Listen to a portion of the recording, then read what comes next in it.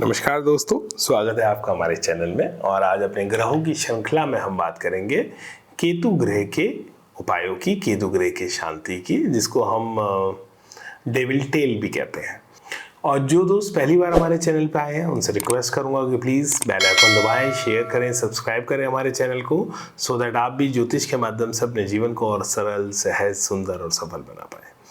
तो दोस्तों बात करते हैं केतु के उपायों की। यदि केतु किसी की कुंडली में मल्टीपल प्लैनेट्स के साथ बैठा है, या चंद्रमा के साथ, या लगन में लग्नेश के साथ बैठा है, या केतु की दशा चल रही है कि आपका कोई वैदिक एस्ट्रोलॉजर बता रहा है कि भाई केतु की वजह से आपके जीवन में समस्या है, तो ये वीडियो आपके लिए है।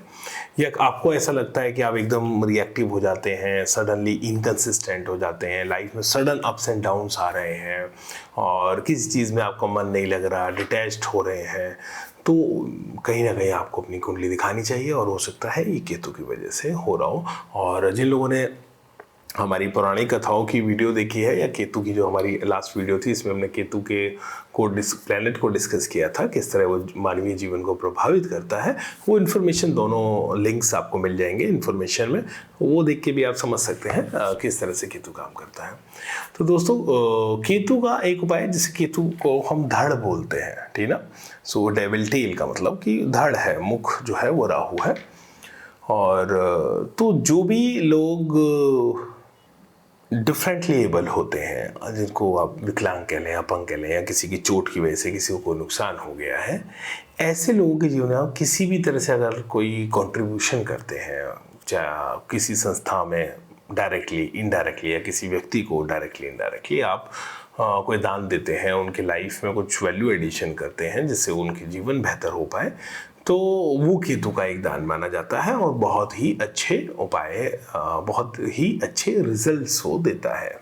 दूसरी बात, देखिए केतु आपको रिएक्टिव बनाता है, इंस्टिंक्टिवली आप डिसीजन ले लगते हैं और एकदम रिस्पॉन्स करते हैं, और क्रोध भी, बहुत अग्रेशन बढ़ा सकता है। तो ऐसे व्यक्ति को रिस्पॉन्स पे कैसे आए, तो जैसे एक चाइनीज टेक्निक है ताई ची, या हमारा जो योग है, यानी शरीर की जो आपकी माइंड बॉडी की जो बैलेंसिंग है, और कैसे शरीर के प्रति अवेयर रहना है, या अपने रिफ्लेक्सेस जो अंदर से आते हैं उनके प्रति कैसे अवेयरनेस लाएं, वो बहुत आपकी हेल्प कर सकता है।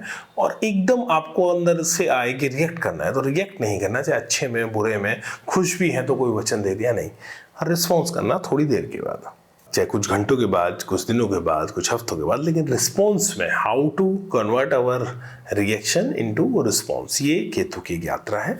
और बहुत अच्छे रिजल्ट्स उसके बाद केतु देने लगता है, क्योंकि केतु का धड़ है केतु, और उसका सर काटा गया था।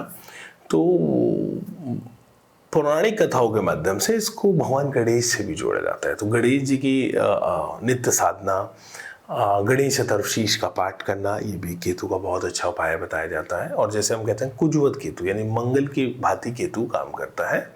तो मंगल ग्रह की शांति के लिए हम जैसे हनुमान जी, नॉर्थ इंडिया में खास तौर पे हम मंगलवार के दिन हनुमान जी की पूजा करना, नित्य हनुमान चालीसा पढ़ना, या कार्तिकेय भगवान की पूजा करना, तो ये भी बहुत अच्छा उपाय है केतु की शांति के लिए। इसे केतु को हम धर्म ध्वज भी कहते हैं।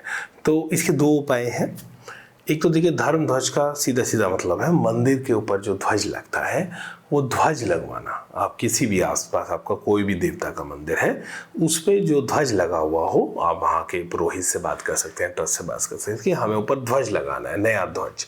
तो धर्म ध्वज की स्थापना करवाना, तो आप कितने भी मंदिरों में करा सकते हैं। और यदि बुधवार का दिन कोई आपको मिल सके, राहु केतु को हम बुधवार का दिन देते हैं, तो बुधवार के दिन या किसी भी दिन अगर आप धर्म ध्वज की स्थापना करते हैं, किसी मंदिर पे, किसी धार्मिक स्थल पे, किसी गुरुकुल पे आप झंडा लगवाते हैं, वो भी एक केतु का उपाय माना जाता है। तो एक फिजिकली एक धर्म ध्वज लगाना। दूसरा बात क्या है भाई साहब, धर्म के प्रति काम करना।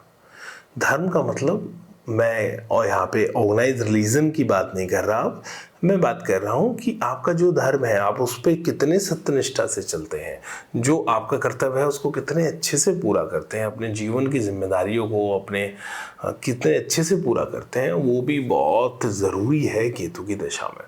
दूसरी बात, यदि कोई धर्म के पथ पे चल रहा है, देखिए, तो उसकी मदद करना। तो जितने भी साधु हैं, सन्यासी हैं, और जो आपके कोई कोई शिक्षा ले रहा है, कोई कोई अपने आप को जानने की कोशिश कर रहा है, उसको लाइफ में उसको वैल्यू एडिशन करता है। तो इसलिए कई लोग कहते हैं कि साधु भोज बहुत अच्छा एक केतु का उपाय है। साधुओं को भोजन कराना, उनको कोई सामग्री दे देना।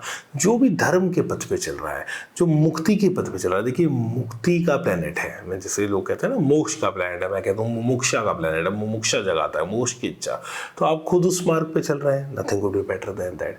जो उस मार्ग पे चल रहा है, जो भी साधु है, संत है, सन्यासी है, तो उनके मार्ग पे चलें। जो कुछ आप अच्छे मठों में, जहाँ पे अच्छे धर्म की शिक्षा दी जाती है, वहाँ पे आप अपना कुछ योगदान दे सकते हैं। जहाँ पे वैदिक पाठ पूजा कराई जाती है, वैदिक शिक्षाएं दी जाती हैं, वहाँ पे आप अपना कुछ योगदान कर सकते हैं। तो वो भी धर्म ध्वज स्थापना की तरह ही आप अच्छा काम करेगा, और आपका केतु शांत होगा और आपको बहुत अच्छे फल देगा। देखिए कई बार केतु ये भी दिखाता है, जैसे कहा था मैंने पिछले वीडियो में भी, कि केतु जहाँ होता है वहाँ के प्रति हम उदासीन होते हैं।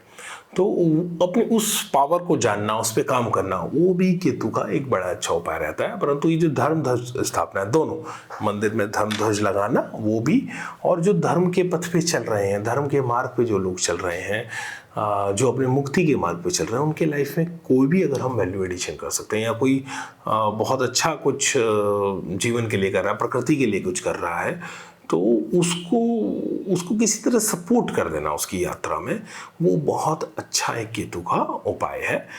तीर्थों पे अगर आप कोई धर्मशाला बना सकते हैं, या कोई योगदान कर सकते हैं कि कोई तीर्थयात्री, कोई धर्म पथ पे जाने वाला यदि वहाँ पे रुकता है, उसके लिए कुछ बेटरमेंट होगा, वहाँ पे कोई अपना कंट्रीब्यूशन कर सकते हैं। ये सब बहुत ही अच्छे उपाय हैं केतु के।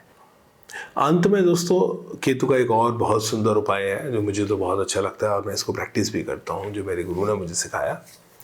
देखिए, केतु मोक्ष का कारक है, मुमुक्षा का कारक है। मुमुक्षा जगाता है, मुक्ति की आकांक्षा, कि ये जो भी एक दिन छूट जाना है। तो उस क्षण भंगुरता का यदि आपको भान रहेगा, यदि आप रोज सुबह और रोज रात को सोने से पहले अगर आप एक बार याद कर लें कि ये जो भी मैं जीवन जी रहा हूँ, ये एक दिन चला जाना है। ये जो भी मैंने कमाया है, जो भी मैं कर रहा हूँ, ये ईश्वर की कृपा से मुझे मिला है। इस जीवन का ये एक हिस्सा है, और यही रह जाना है। ये केवल मात्र मेरा भाग नहीं है। हो सकता है आज मैं हूँ, कल मैं ना हूँ। आज मैं सो रहा हूँ तो कल हो सकता है, मुझे नहीं पता, मैं उठूँ ना उठूँ। तो अपना धन्यवाद देके अपना जीवन शुरू करें, दिन शुरू करें, धन्यवाद देके आप सोएं, और आपको एक भान बना रहे कि ये जो जीवन है ये एक दिन चला जाना है। यकीन मानिए, क्रांति एक जीवन में हो जाएगी। अगर ये आपको दिन में भान है ये कि ये जो जीवन है एक दिन, कुछ दिनों में, कुछ सालों में, एक समय बाद ख़त्म हो जाना है, तो क्या आप फिर किसी से घृणा कर पाएंगे? क्या फिर आप उतनी ही तेज़ी से किसी पे क्रोध कर पाएंगे? क्या आप उतना ही किसी से ईर्ष्या कर पाएंगे? क्या उतने ही शिकायत से भर पाएंगे? शायद नहीं, क्योंकि आपको पता है कि ये जो भी है ये यहीं की लीला है, यहीं का खेल है, और ये खेल एक दिन ख़त्म हो जाना है। तो ये भाव केतु का बहुत अच्छा उपाय है, और केतु आपका एक बहुत सरल और सहज जीवन बनाने में आपकी सहायता कर सकता है। तो दोस्तों, सडन जैसे किसी बच्चे को चोट फाइट लगती है, कुछ इस तरह का रहता है, तो भी ये उपाय करें, क्योंकि केतु यदि कुंडली में मल्टीपल प्लैनेट्स के साथ या गलती से लगने या चंद्रमा के साथ बैठा है, तो सडन चोटें वगैरह ये सब चीज़ें लगती रहती हैं। तो केतु के उपाय करें, केतु का मंत्र करें। चाहे वो 3 तरह के मंत्र हमारे यहाँ होते हैं, वैदिक मंत्र, तांत्रिक मंत्र, बीज मंत्र, जो आपसे अच्छे से उच्चारण हो सकता है वो मंत्र लें, वो मंत्र करें अपना।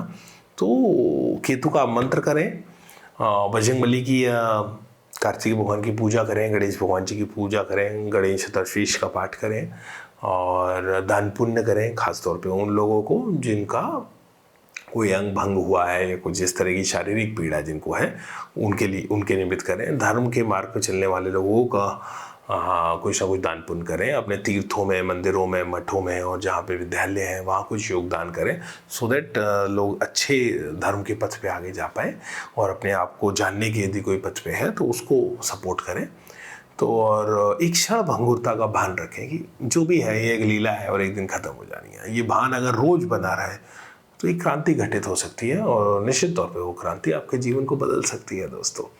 तो केतु की एनर्जी को चैनलाइज करें। केतु मंगल की तरह होता है, तो शरीर के ऊपर काम करके भी, कोई रिग्रेस एक्सरसाइज करके, चाहे वो जिम है, चाहे वो योग है, चाहे वो एथलीट एक्सरसाइज है, चाहे कुछ भी, वो कोई मार्शल आर्ट की प्रैक्टिस हो सकती है, रिग्रेस होनी चाहिए वो काफ़ी, तो वो करके भी आप केतु की एनर्जी को चैनलाइज कर सकते हैं। आशा है आप लोगों को ये वीडियो पसंद आया होगा, तो लाइक कीजिए, सब्सक्राइब कीजिए हमारे चैनल को और शेयर कीजिए इस वीडियो को, सो दैट हम सब मिलके ज्योतिष के माध्यम से अपने जीवन को और सरल, सहज और सुंदर बना पाए। धन्यवाद दोस्तों, नमस्कार।